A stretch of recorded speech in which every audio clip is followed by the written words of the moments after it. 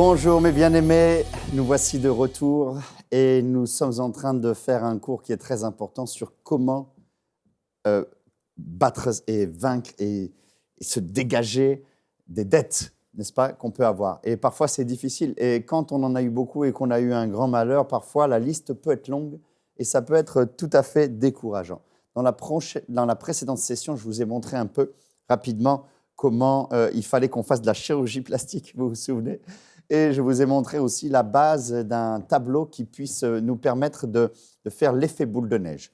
Mais comme le temps était un peu rapide, je me suis rendu compte que je suis peut-être allé un peu rapidement. Alors, je voudrais revenir un petit peu sur cette technique. Vous savez que le plus important, c'est de se dégager. Le principe pour pouvoir retrouver un jour la paix, pour pouvoir retrouver la concorde familiale, pour pouvoir retrouver un jour la capacité d'avoir des loisirs et de profiter de la vie, n'est-ce pas? C'est de se concentrer et de ne faire que ça, de décider maintenant de s'attaquer à votre dette, quoi qu'il vous en coûte, quoi qu'il vous en coûte. Certains me disaient, mais pasteur, on n'a pas le droit de faire 2 travaux. Eh bien, c'était vrai avant, c'est vrai dans certaines sociétés, mais maintenant, par exemple, en France, on a le droit tout à fait d'être auto-entrepreneur et à la fois d'avoir un travail.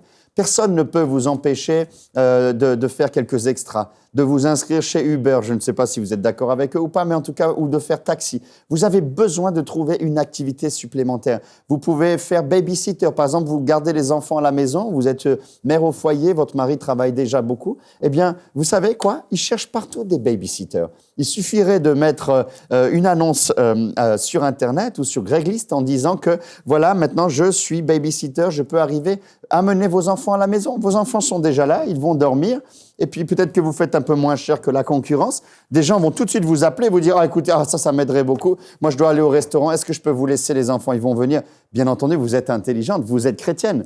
Et donc, qu'est-ce que vous faites? Vous faites avec les enfants. Vous dites « Allez, on va ranger la maison de manière extraordinaire. » Parce que s'il y a du bazar, vous n'êtes pas diligente. Vous ne représentez pas correctement le Seigneur. Donc, vous faites l'effort, vous nettoyez bien la maison. S'il faut refaire un petit coup de peinture, vous faites un petit coup de peinture. Ça ne coûte pas grand-chose, etc. Vous faites ça et puis vous pouvez même le faire avec les enfants. Et parce que les enfants, il faut remplir aussi leur enveloppe. Alors, ça leur donnera un petit travail supplémentaire à faire qui sera rémunéré par maman. Ils seront contents dans la joie. Vous mettez la louange et dans la joie du Seigneur, plutôt que de vous lamenter, de dire « Ah, j'ai été nul, j'ai fait cette dette. Comment je vais m'en sortir? On n'a qu'un divorcé, j'ai qu'à me marier avec quelqu'un qui est plus riche, etc. » Toutes ces mauvaises pensées-là vont disparaître soudainement de votre vie parce que vous allez devenir quelqu'un qui va s'engager. Et alors, imaginons, vous faites ça et puis vous mettez cette annonce et vous allez voir et vous priez sur cette annonce. Vous dites, Seigneur, tu vois mon cœur maintenant. Certes, j'ai fait des erreurs, mais tu vois mon cœur maintenant. J'ai vraiment envie de faire quelque chose pour m'en sortir. Alors, la maison que tu nous as donnée, elle est là. Moi, je suis là. Je suis mère au foyer, mais eh bien, je peux faire quelque chose. Et alors, je prends l'exemple du babysitter, mais ça peut être, tu peux faire des bouquets de fleurs et les vendre pour des gens qui vont à un mariage. Il y a plein d'idées en fonction des dons que vous pouvez avoir. Personne ne peut vous empêcher de faire ça. Vous pouvez aller faire des brocantes, aller acheter quelques trucs à la brocante, les revendre avec une petite aide. Vous pouvez aller faire un jardin. Si vous êtes jardinier, vous pouvez aller couper les fleurs du voisin pour l'aider si vous voulez, ou alors faire des ménages supplémentaires parce que personne ne peut vous empêcher de faire ça. Personne ne peut vous empêcher. Et si la société vous empêche, Dieu vous demande de vous délivrer de vos dettes. Alors, ce que je vous disais, c'est que on peut le faire et pour être encouragé, il faut qu'on voit et il faut qu'on note, n'est-ce pas, que les choses avancent. Et moi, j'ai toute une liste parce que malheureusement, comme j'ai eu l'effet domino à l'envers, ça a été très difficile pour remonter. Mais en faisant cela, eh bien, ça a bien marché. J'ai déjà réglé beaucoup de situations. Oh, il m'en reste encore certaines grosses là, parce que surtout dans l'effet boule de neige, vous aurez remarqué, les plus grosses sont pour la fin. Mais après, c'est moins dur. Enfin, c'est pas que c'est moins dur, c'est quand même difficile parce que on est fatigué. On aimerait bien, moi et ma femme, on n'est pas aller en vacances depuis des années. On aimerait bien un jour aller en vacances. Mais on voit déjà le bout du tunnel. Et puis surtout, on voit qu'on a changé. Elle, je pense qu'elle doit être bien contente parce qu'elle voit que maintenant, je fais beaucoup plus attention qu'avant. Alors, on va revenir pendant quelques instants sur l'effet boule de neige. Vous pouvez reprendre votre formulaire que vous avez pu télécharger certainement depuis hier. Et regardez, donc rapidement, je vais vous rappeler juste tranquillement comment faire, hein, d'accord? Parce que je suis allé un peu vite, je le reconnais tout à l'heure. Alors, la dette, n'est-ce pas? Ça, c'est vous listez toutes vos dettes que vous pouvez avoir. Ici, on a changé, on a mis par exemple grand-mère. Pourquoi? Parce que grand-mère, elle nous a prêté 50 € et puis on lui a toujours dit « Ah ben mamie, je te rembourserai. » Ah, mais souvent on la rembourse pas, mamie, mais nous, on est chrétiens. On sait que ton oui soit oui. Et on sait une chose, c'est que dans le monde invisible, celui qui tient sa parole, c'est celui qui a autorité. Oui, on veut des miracles. On veut prier pour la guérison, mais la puissance invisible et l'autorité dans la prière dépend de notre bouche, de ce que nous disons. Ah oui, l'apôtre Paul, je connais, mais toi, qui es-tu? Disaient les démons aux fils qui se sont fait battre. Alors, on commence par le plus petit, n'est-ce pas? Comme je vous le dis, et on va jusqu'à la plus grosse. Évidemment, quand vous allez monter tout ça, vous allez avoir peur pendant quelques instants. Vous allez peut-être aller vite prier pendant quelques instants parce qu'on ne se rend pas compte. Quand on fait des dettes, ça monte très, très vite. On ne se rend même pas compte que maintenant, on a une montagne, n'est-ce pas, devant nous. Alors ici, j'ai pris la grand-mère pour 50. J'ai pris le découvert. Oh, le découvert autorisé, celui-ci, qu'est-ce qu'il est mauvais. Et il coûte très cher, je peux vous dire, parce que, souvenez-vous, ils savent que la plupart ne vont pas le payer. La table à manger, 770. La Visa, 330. La voiture, 6400. D'accord? Donc, le principe, c'est ça. Là, ici, vous avez le restant dû, c'est-à-dire ce que vous devez encore payer sur votre crédit. Puis là, vous avez le paiement, vos mensualités que vous devez normalement payer. Imaginons sur 50, vous dites à mamie, je te rembourserai $10. Même si elle ne veut pas, vous lui remboursez. Si elle vous les donne, yes, tant mieux. Mais vous devez faire l'acte d'aller rembourser grand-mère. Mais si ce n'est pas grand-mère ou que c'est par exemple parce que vous avez fait une réparation de garage, ça revient à la même chose. Donc, vous faites un vide-grenier, vous faites quelque chose, un babysitting et quelque chose. Et merci Seigneur, vous avez gagné 40 €. Vous avez réussi à vendre une vieille table là qui traînait, quelque chose. Et puis avec un petit guéridon, et poum, on vous a donné $20 chacun. Je me souviens un jour, moi j'avais vendu une guitare avec... Parce qu'on avait fait ça avec nos enfants. Quand on avait un problème, alors bien sûr les enfants ne savaient pas ce qu'on faisait. Alors j'ai dit, les enfants, on a une idée, on va faire un garage sale, on va faire comme une brocante à la maison. Alors comme on devait déménager, bon, les voisins ne savaient pas qu'on devait déménager. Nous, on a dit, on déménage. On a gardé le sourire. Alors, on a organisé à la maison comme un parcours. Alors, dans le garage, à l'étage, etc. Et puis, toutes les choses comme ça. Et on disait aux enfants, on va prendre l'avion. On va quand même pas mettre les vélos dans l'avion. Si, est-ce qu'on va mettre les trottinettes dans l'avion? On en aura d'autres. Le Seigneur va pourvoir. OK, papa, pas de problème. Alors, on a fait tout un jeu avec des étiquettes, etc. Et puis, on a essayé de tourner ça bien. Nous, les parents, on avait le cœur noué. D'ailleurs, quand j'en parle, ça me fait encore un peu drôle, mais oui, nous sommes passés par là. Et puis alors, Maria a fait un gâteau, elle avait fait un peu une table pour accueillir les gens qui viendraient, qu'est-ce que vous voulez boire, etc. Et donc, on a ouvert et les voisins, les gens, etc. sont venus. Puis je me souviens, il y avait une vieille guitare là avec 2 cordes, etc. Je dis à ma fille, tu crois combien que ça vaut ça? Elle dit, ça doit valoir 5 francs, ça, ou 5 €. Alors, je lui dis, regarde ce qu'on va faire. On va dire aux gens, donnez-nous ce que vous voulez. Alors, le gars vient, ouais, ça m'intéresse, votre guitare. Combien vous en voulez? Alors, on se regarde tous les deux. Puis ma fille me regarde.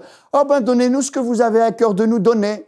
Et puis, le gars, il regarde ma fille comme ça. Et puis, il regarde son fils. Il dit, combien tu crois que ça va? Son fils lui dit, ça vaut 30, ça, ou 40. Alors, il dit, OK, je vous donne 30. Alors, le gars nous donne 30, etc. Puis, quand ma fille est allée les accompagner, elle est sortie, puis elle dit merci, bonne journée. Puis après, elle est revenue en courant comme ça. Papa, il a donné $30 pour ça. Yes! Et on a fait give me 5. On était contents. Là, c'était le Seigneur qui nous a bénis. Nous, on n'a rien demandé, on a proposé. Et comme ça, on a vu. Et donc, on a pu régler comme ça beaucoup de choses. Donc, imagine si tu revends des choses dont tu n'as pas besoin, tu vas souffrir juste 2 secondes parce que les choses sont des choses et puis tu en auras d'autres un autre jour. Alors, imagine, là, tu as fait ton vide-grenier, n'est-ce pas? Maintenant, tu as eu 40 ici qui sont arrivés. Donc, au lieu de dépenser quelque chose avec, eh bien, qu'est-ce que tu fais? Tu regardes ton deuxième crédit. Là, tu veux maintenant t'attaquer à ton découvert. Tu te dégages comme la gazelle. Tu as déjà semé le premier lion. Maintenant, tu vas semer le deuxième. D'accord? Il te reste 450 et tu payes 38 par mois. Eh bien, là, tu mets maintenant... Eh bien, les $10, puisque là, avec les 40, tu as tout payé, ta mensualité que tu avais ici, n'est-ce pas, le mois prochain ou dès que tu peux, tu les ajoutes à ton prochain crédit. C'est ça, en fait, la technique, d'accord? Donc maintenant, au lieu de payer $38 comme tu payais avant, maintenant, tu payes 48. Tu vas voir comme ça va vite après. Tu vas te rendre compte que maintenant, waouh, il y a quand même une différence. Alors, bien sûr, tu vas peut-être revendre quelque chose, refaire un travail, puis tu vas refaire la même chose. Et très bientôt, parce que tu seras encouragé, très bientôt, eh bien, tu vas avoir ces $48 que tu donnais qui seront maintenant libéré de nouveau, puisque tu auras réussi à payer par anticipation le plus vite possible ton découvert autorisé. En plus, tu n'auras pas les intérêts et tout ça. Donc, c'est $48. Maintenant, tu dis, je ne vais pas les dépenser maintenant. Waouh, j'en ai eu un autre. Allez, on prend courage, on continue, n'est-ce pas? Et tu reprends tes $48 et tu les rajoutes à tes $45 parce qu'un jour, tu avais fait une table à manger, là, tu voulais faire la décoration, tu t'es fait plaisir. Bah ouais, mais tu l'as fait à crédit et puis entre-temps, tu as eu un problème que tu n'avais pas prévu et comment tu fais maintenant? Eh bien, tu dis, OK, maintenant, on va attaquer celui-ci. Regarde, si maintenant tu mets $93 parce que tu mets 48 plus 45, eh bien, regarde, en quelques mois, tu vas déjà tuer celui-ci aussi. Sans compter les effets de la bénédiction du Seigneur qui va te bénir ou d'une augmentation. Peut-être que tu auras une augmentation soudainement de 600 €. Waouh, super, on va aller en vacances, on l'a bien mérité. Ouais, d'accord, alors on va aller, mais on va aller juste à côté, on va au lac d'à côté, on fait un pique-nique, on se fait plaisir de la même manière. On va pas à l'hôtel, on va à la maison, mais quand même on fait une petite sortie, mais qui nous coûte pas grand-chose. Maman cuisine et moi je prépare la viande, ok?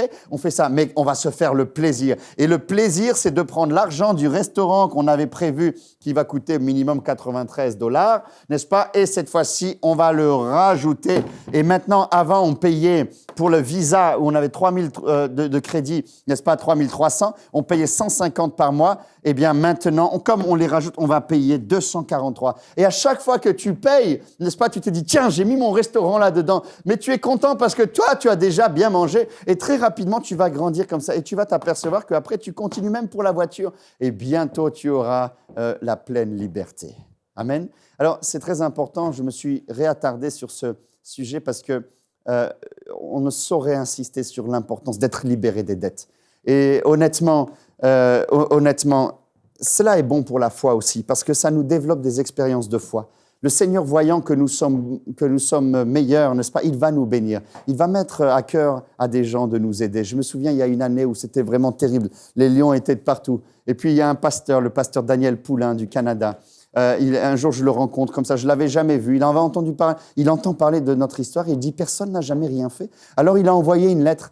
Il nous a demandé de la libérer à tout le monde. On a envoyé cette lettre. Et il y a eu environ 330 personnes qui nous ont fait un don. Parfois, c'était un don de 10 € et parfois, c'était beaucoup plus important. Et du coup, avec ça, le Seigneur nous a bénis parce qu'il a vu, je pense, notre cœur. Il a utilisé un homme de Dieu qui a eu compassion de nous comme un bon Samaritain, n'est-ce pas? Et qui a fait en sorte qu'il puisse y avoir de l'huile sur nos épaules. Et je me souviens, à cette époque-là, on a pu payer une banque qui nous menaçait horriblement. On lui a payé complètement. Alléluia. Et on a pu continuer à travailler sur les choses. Donc, on a vécu tellement de miracles comme ça. Que le Seigneur va vous bénir, mais il faut que notre attitude nous fasse changer d'altitude. Vous comprenez? Et ça, c'est quand même quelque chose de très important. Je voudrais vraiment vous encourager. Je voudrais même prier pour vous. Seigneur, mon Dieu, je te demande que maintenant, ceux qui nous écoutent et qui sont pris dans ces dettes, ou qui ont commencé peut-être, ou qui ont déjà eu des divorces à cause de ça, ou des bagarres, d'héritage, des enfants, il y a tellement de conflits qui sont faits à cause des dettes. Seigneur, je te prie pour la guérison financière maintenant.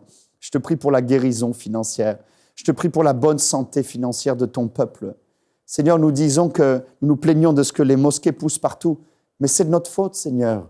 Charles Pasqua le disait en 1995, vous n'avez qu'à évangéliser. Et pourquoi nous ne le faisons pas? Parce que nous n'avons plus les moyens, parce que le lion nous a dévorés, il nous tient comme une proie, il tient l'Église comme une proie. Il y a peu d'entrepreneurs chrétiens parce que nous n'avons pas la même sagesse. Parce que des fausses doctrines nous ont donné la doctrine de la pauvreté ou la fausse doctrine de la prospérité pour la prospérité. Ou d'autres encore nous ont dit qu'il fallait tout donner en priorité, puis ensuite on n'a plus rien. Ou alors on a été tenté par nos pulsions.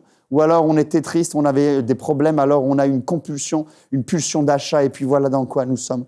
Seigneur, le diable, par ses moyens favoris qui sont les dettes, et n'est-ce pas, et la pauvreté veut nous tenir pour que nous n'évangélisions pas, pour que nous ne soyons pas heureux dans nos familles, pour que nous ne prenions pas soin de nos enfants, pour que nous ne laissions pas d'héritage.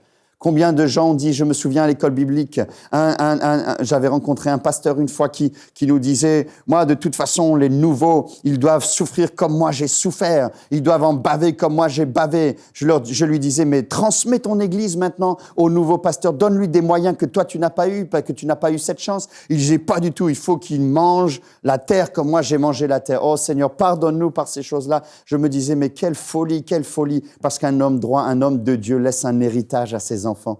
Quelle bénédiction, Seigneur, quand on peut laisser ce que tu nous as donné, quand on peut multiplier, quand on peut se réjouir que les autres soient même meilleurs que nous, que les autres aient plus que nous. Seigneur, je te prie qu'on puisse changer, nous repentir, afin que l'Évangile puisse de nouveau gagner nos nations, que les gens soient sauvés et qu'ils puissent te rencontrer et être heureux.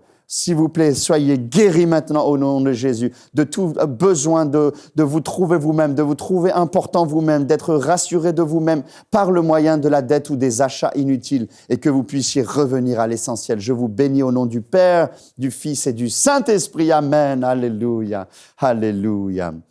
Mes bien-aimés, nous sommes maintenant dans cette baby step où après avoir appris comment se défendre, après avoir appris comment se protéger, n'est-ce pas? Là, on est en train de voir comment remonter le trou, n'est-ce pas? Vous êtes tombé dans un grand trou et c'est comme l'histoire de l'âne, vous savez, où le fermier voulait l'enterrer, puis il a mis l'âne au fond du trou et puis il remontait, il mettait la terre comme ça et puis quand à un moment donné, il voit les oreilles qui sortent comme ça. Et qu'est-ce qui se passait? C'est que l'âne, à chaque fois qu'il avait un peu, il tassait la terre. Et puis, du coup, il remontait. Et du coup, il a gardé son âne. Alléluia. Eh bien, c'est comme ça que ça va se passer avec les dettes quand même. L'âne, c'est moi, n'est-ce pas? Avec les bêtises que j'ai pu faire. Eh bien, quand tu en rajoutes comme ça, tu tasses un peu. Puis là, maintenant, c'est en dessous. Et puis, ça va te faire remonter. Et il y a un jour où tu vas pouvoir avoir les oreilles qui ressortent. Et là, tu vas retourner à la surface. Et là, c'est tout un autre monde. Et là, on va apprendre une fois qu'on a réussi maintenant à se guérir, qu'on a réussi à changer d'attitude, qu'on a réussi à se repentir et qu'on a réussi à ne plus aimer ça, ne plus avoir besoin de cela. Maintenant, on va bientôt passer au domaine de la défense. Comment construire autour de soi, comme la Bible dit, une tour qui puisse nous protéger parce que le malheur va venir. Mais avant de pouvoir en arriver, j'aimerais vous rappeler et vous mettre en garde. Faites attention à cette société, n'est-ce pas, qui est toujours en train de nous tenter. La Bible dit que si nous résistons au mal, n'est-ce pas, il fuira loin de nous. Et vous savez, les compagnies financières, la télévision, etc., tout le monde commence à venir pour nous tenter en permanence. Et le problème, c'est que c'est un problème d'immaturité. Je vous rappelle que la maturité, c'est la capacité à delay, n'est-ce pas, à déplacer l'accomplissement d'un plaisir. Et quand on devient maintenant mature chrétien, on peut demander au Seigneur avant de faire les choses, afin que vraiment nous puissions suivre notre plan. Mais surtout, grâce à ça maintenant, puisque vous ne voulez plus vous maintenant être dépendant des autres, il faut maintenant gagner de la puissance, il faut gagner des muscles. Et l'une des manières que l'on a aussi pour gagner de la force, c'est la manière dont on va acheter les choses. Et là, vous pouvez commencer à avoir un plaisir fou dans la vie, parce que maintenant, vous pouvez commencer à faire quelque chose qui est extraordinaire. Je vous invite à le faire, négocier. Dites-le avec moi, négocier. Partout où vous allez aller, n'est-ce pas? Essayez maintenant d'apprendre en famille, comme un jeu, mais aussi comme vous-même, à ne pas acheter, puisque vous êtes capable de déplacer l'accomplissement d'un plaisir. Eh bien maintenant, on va maintenant commencer à acheter mieux, parce que tout ce que l'on ne paye pas nous-mêmes, c'est quelqu'un d'autre qui le paye. Et les vendeurs font des promotions en permanence. Vous pouvez, par exemple, si vous avez besoin d'une nouvelle caméra, certes, vous pouvez acheter la toute dernière qui vient de sortir. Ou si vous avez besoin d'un nouveau téléphone, oui, on peut l'acheter. On va à Apple, on achète un nouveau téléphone. Oh, on est content. Ou alors, vous savez ce qu'on peut faire? On attend le lendemain de Noël, ou on attend Craigslist, etc. Et puis on regarde, et puis soudainement, on s'aperçoit qu'il y a plein de gens qui sont pris comme ça, qui sont des acheteurs compulsifs. Ils achètent un produit, et puis soudainement, le lendemain, ils n'en veulent plus. Wow! Là, ça, c'est peut-être pour moi. Moi, je vais à la chasse. Ma femme et moi, on va à la chasse. Les enfants, on va à la chasse. Et au lieu d'aller maintenant acheter vite parce que ça vient de sortir, on peut attendre un petit peu. Les gens font des queues pour avoir le tout dernier. Nous, on va attendre un petit peu. Parce qu'on sait que de toute façon, dans quelques temps, il y en a un qui va le revendre, ou il va y avoir une promotion à moins 20%, 700, moins 20%, ça fait à peu près 150, si je ne me trompe pas. Alors regardez, où est-ce que je vais les mettre? Je vais les mettre là. Donc maintenant, non seulement j'ai travaillé pour vaincre mes dettes, mais surtout, je vais commencer à travailler sur comment je peux gagner, comment je peux mieux acheter. Et c'est comme ça que, par exemple, au lieu d'acheter un produit à son fort coût, on attend un petit peu. Et puis le soir, au lieu de regarder encore un autre programme TV, on se fait plaisir, on se met sur Internet et puis on regarde sur Craigslist, on regarde sur d'autres sites et s'il n'y a pas des gens qui le revendent, et bingo, le Seigneur va te bénir. Et puis soudainement, tu te rends, waouh, le gars, il n'a pas aimé et maintenant, il le revend à 550. Est-ce que tu vas faire un crédit? Non, tu vas chercher ton épargne, n'est-ce pas, pour lequel tu voulais t'acheter. Là, on avait marqué Home Cinéma, mais là, maintenant, c'est l'iPhone. Tu vas prendre ton cash, n'est-ce pas, et tu dis aux gens, moi, je vous l'achète. Alors, parfois, les gens l'amènent ou parfois l'envoient. S'ils l'amènent, c'est mieux, mais s'ils l'envoient, c'est bien aussi. Tu peux téléphoner et négocier. Tu dis, écoutez, madame, moi, j'ai une enveloppe. Ou alors, si elle te voit, tu la laisses venir et tu dis, écoutez, madame, moi, je voudrais vous l'acheter, mais sur mon enveloppe, je n'ai pas 750. Parce que c'est vrai, tu as compté et malheureusement, tu n'avais que 720. Tu lui dis, regardez madame, je vous promets, regardez, c'est la vérité, j'avais marqué que je voulais ça et ça, c'est tout ce qu'on avait. Je serais vraiment intéressé avec votre truc. Je vous donne mon enveloppe, mais j'ai que 720, je ne peux pas faire de crédit, je n'ai plus le droit au crédit. Est-ce que vous accepteriez? La dame va peut-être vous dire non, bon, bah tant pis, tu attends la prochaine fois. Mais si la dame regarde, elle va être étonnée, puis surtout, elle va avoir du cash. Vous savez, le pouvoir que ça a de voir quelques billets comme ça de cash, c'est un très gros pouvoir. Alors voilà qu'elle va vous dire, OK, allez, vous pouvez l'avoir. Et toi, tu te retournes, tu dis, au revoir madame, vous voulez boire un café? Non, non, ça va. OK, tu fermes la porte et tu fais, Alléluia! Tu regardes 770 au début, ou je ne sais pas combien ça coûtait. Maintenant, elle le vendait moins cher. Et parce que toi, tu avais prévu, le Seigneur t'a béni et il t'a donné encore. Il t'a déjà payé la dîme d'avance. Alléluia. Tu prends ton argent, qu'est-ce que tu fais? Et puis, tu lui as donné et tu as encore gagné. Tu as encore gagné là-dessus. Voilà, tu commences maintenant à prendre aussi le pouvoir sur ta destinée. Et c'est quelque chose de très important. Je prends un autre exemple.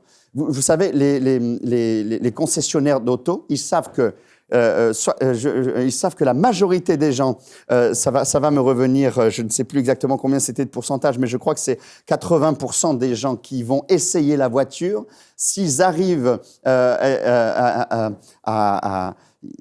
s'ils la prennent le soir, par exemple, n'est-ce pas, pour essayer, ceux qui vont vraiment arriver à essayer, il y a une grande partie des gens qui vont l'acheter ensuite. Nous, on l'a vécu ça un jour, parce qu'à un moment donné, on a appris une chose, c'est que nous, on ne prend pas des décisions comme ça du jour au lendemain, même si on a envie. On veut toujours prendre un temps pour mettre ça au congélateur, pour en discuter, pour calculer, pour laisser la pression du plaisir, regardez justement, cette voiture toute option, là, maintenant, elle est en promotion, et au lieu d'avoir une voiture normale, vous pourriez avoir cette voiture toute option. Alors, c'est tentant, et ils savent très bien le faire, ils sont formés pour cela. Alors souvent, il faut attendre. Mais eux, ils savent aussi que si vous prenez la voiture et que vous laissez, vous avez une grande chance de faire. Alors je me souviens l'autre jour, on devait acheter une voiture et puis au moment où on a dit, bon, on va revenir demain, on va réfléchir. Alors vous savez ce qu'a fait le vendeur? Il a dit, OK, vous pouvez l'avoir ce soir pour la maison, vous me la ramenez demain. Il nous a prêté la voiture, on est allé laisser. Bon, on avait prévu, donc c'est bon, on n'a pas fait de folie, mais il était très intelligent parce qu'il savait que ça marchait. Donc vous savez qu'il faut faire attention. Il ne faut pas prendre des décisions comme cela.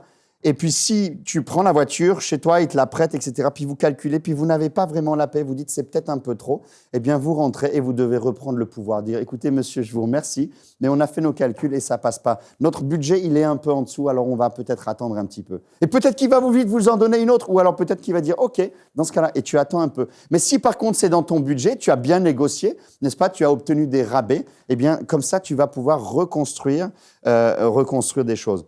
Non seulement il y a la négociation, mais il y a aussi les conseils. Il est bon de demander des conseils. Si par exemple, on verra tout à l'heure quand on achète une maison ou quelque chose, eh bien, il est important de toujours s'entourer des gens qui peuvent nous dire ce qu'ils en pensent pour qu'on ne réagit plus, mais maintenant on agit, n'est-ce pas? Alors l'achat, c'est très important. Il faut faire attention et c'est ce qu'on appelait à l'époque, on appelait ça caveat emptor, ça veut dire acheteur, attention, n'est-ce pas? Et il y a quelques années, on ne faisait pas de crédit et on savait qu'il fallait faire très attention. Mais maintenant, c'est le contraire. Maintenant, on est pris par toutes les techniques de vente. Par exemple, je prends un autre exemple. Vous allez dans les magasins et puis vous regardez soudainement en tête de gondole. C'est pas par hasard qu'ils mettent ces chips-là et pas autre chose en tête de gondole. Ou ce vin-là, etc., qui dit le vin du baron Rothschild, de Rothschild, etc. Pourquoi? Parce qu'en général, ils choisissent les produits où ils ont le plus de valeur ajoutée, où le produit, ou l'entreprise qui voulait être vue, n'est-ce pas, a payé le plus cher. Et alors, c'est comme ça qu'ils vous mettent, et ils vous mettent juste devant pour que vous ayez juste envie de prendre. Alors, quand vous arrivez là-dedans, la première des choses qu'on dit, « Ah, maman, allez avec vos enfants faire des courses tous les 2 secondes. Ah, maman, des chips. Ah, maman, du saucisson. Ah, maman, etc. » Et puis vous dites, « Ah, papa, une bonne petite bouteille de vin, j'ai quand même bien travaillé. » Alors, on est là, et puis parfois, on y vient, on dit, « Ah, ça, c'est bien, j'achète. » Non, maintenant, toi, tu es là, tu reprends pouvoir, n'est-ce pas? Tu sais que tout est prévu. Si tu vas dans un magasin, par exemple, ils mettent des senteurs, ils mettent des bougies, etc. pour que ça sente bon. Vous avez remarqué que les rôtisseries, elles sont toujours à côté des caisses. Elles sont jamais perdues au fond du magasin. Elles sont toujours à l'entrée parce qu'ils savent que il faut que les sens olfactifs soient pris parce que les sens olfactifs ont une incidence sur le cerveau. Ça nous détend, ça nous donne envie de profiter de la vie et du coup, ça envoie à notre cerveau un signal qui nous dit ah ben quand même j'ai quand même bien le droit ou alors j'en ai bien envie et la plupart des gens ils achètent un petit truc qu'ils n'avaient pas prévu. Alors ce qui est très important, tu reprends le pouvoir, tu te colles à ta liste quand tu as encore des dettes, n'est-ce pas? Et tu n'achètes que ta liste, vraiment. Ou alors si vraiment tu sais que tu as un extra et puis que là il y a une super promotion, là tu peux l'acheter mais tu le prends sur tes réserves, tu le prends pas à la dette, tu comprends? Donc la capacité d'acheter, la capacité de négocier est quelque chose de très important. Je vais vous donner peut-être un autre exemple. Si par exemple vous prenez l'habitude de faire les choses en cash, déjà vous regardez, prenez l'habitude d'acheter, vous avez vu là on a une dette, on a acheté, on a fait un crédit de 770 € pour pouvoir s'acheter la table. Bien, maintenant que j'ai changé, j'ai trop souffert des dettes, j'ai appris et voici que maintenant, j'ai besoin justement de changer cette table ou d'acheter un nouveau fauteuil. Et j'avais vu en me promenant un jour, un dimanche avec ma femme, je suis allé, je prends un exemple, vous êtes allé vous promener et vous avez vu que le beau set coûtait justement 800 € le beau fauteuil que vous avez. Alors, vous vous êtes dit, bon, ok, on sait ce qu'on veut, on a fait nos recherches sur Internet, mais nous, premièrement, on va attendre les soldes. Et deuxièmement, on va épargner. Et donc, vous l'avez remarqué, et puis vous avez épargné, vous avez acheté, vous avez une promotion, quoi qu'il arrive, et un jour, vous avez l'argent. Et vous êtes sage parce que vous faites maintenant en cash, n'est-ce pas? Vous avez en cash. Eh bien, regardez ce qui va se passer. Quand vous allez maintenant, déjà, vous attendez la promotion, et puis, vous allez voir, et vous allez au magasin, et vous voyez que maintenant, peut-être c'est pas le même parce qu'il y a du temps qui est passé, mais même si c'était le même, il est en promotion. Et au lieu d'être à 800, maintenant, il est à 600. Tu te dis, ah, ça y est, là, maintenant, ça devient intéressant, je peux commencer à aller. Mais toi, tu as épargné, tu as besoin de trucs comme ça, mais tu n'as pas encore tout à fait 600. Ou si tu as 600, tu sais comment ils fonctionnent les vendeurs, tu dis, on va jouer à votre jeu. Alors, tu prends 500, tu mets 500 ou tu prends 520, comme ça un petit peu plus, et tu mets 520 dans l'enveloppe. C'est pas un péché de négocier, c'est de la sagesse, on a le droit. La Bible nous l'a dit dans Luc 19, je vous le rappelle, le Seigneur nous disait, si tu avais négocié ou si tu avais spéculé ou si tu avais fait travailler l'argent. Donc l'argent, il faut le faire travailler. L'argent, c'est comme ton employé. Il faut qu'il travaille toujours pour toi. Donc tu mets 520 et tu dis, OK, on va pour l'instant aller jusqu'à 520 ou alors c'est ce qu'on a parce que tu as peut-être un autre besoin et tu vas aller là-bas. Et donc tu vas avec ta femme. Les femmes n'aiment pas parfois qu'on négocie comme ça. Donc tu dis, maman, va regarder un peu les choses et moi je vais négocier. Puis tu vas voir le vendeur. Et puis tu lui dis, écoutez, monsieur, moi j'aimerais bien acheter cela, mais vous le faites à 590 et moi, regardez, j'ai 520. Donc je vous le prends à 520. Le gars, il va vous dire, ah non, c'est pas possible, vous vous rendez compte ce que c'est, il va vous le décrire, etc., etc. Vous lui dites, bon, ok, alors là, il y a un pouvoir que je vous donne, le pouvoir de faire demi-tour. Vous regardez, vous lui dites, ok, monsieur, je suis désolé, je vous laisse ma carte, vous m'appelez si vous changez d'avis. Et puis vous partez. Et quand vous partez comme ça, lui, le vendeur, qu'est-ce qu'il fait? Il commence à penser à sa commission. Il sait que là, il va avoir un problème. Il dit, attendez un petit peu, surtout les vendeurs de voitures. Je vais aller voir mon manager. N'est-ce pas? Alors là, il dit, il va voir son manager, et vous savez très bien qu'il n'y a pas de manager derrière. Le manager, il est ailleurs. Puis il revient après, puis il va vous dire, bon, on va vraiment faire une exception pour vous parce qu'on vous aime bien, parce que votre tête me revient bien, on veut vous avoir comme client. OK, je vous le fais pour 550. OK, merci monsieur. Vous signez, pas un chèque, vous prenez, et puis vous donnez votre argent. Le gars, il est content. Vous repartez, vous faites livrer gratuitement, bien sûr, n'est-ce pas? Et là, vous avez appris. Au lieu de mettre 800 en dette, vous avez maintenant la même chose pour 550. Et avec l'argent qui reste, vous lui dites, ah aussi. Ou alors vous allez vous acheter la télé que vous vouliez ou faire un cadeau. Que Dieu vous bénisse. Apprenez à négocier, apprenez à vous défendre et apprenez à chaque situation vous enrichir. Que Dieu vous bénisse. Cette émission est rendue possible grâce au précieux soutien des partenaires d'Enseigne-moi Canal International. Retrouvez tous nos programmes sur emcitv.com.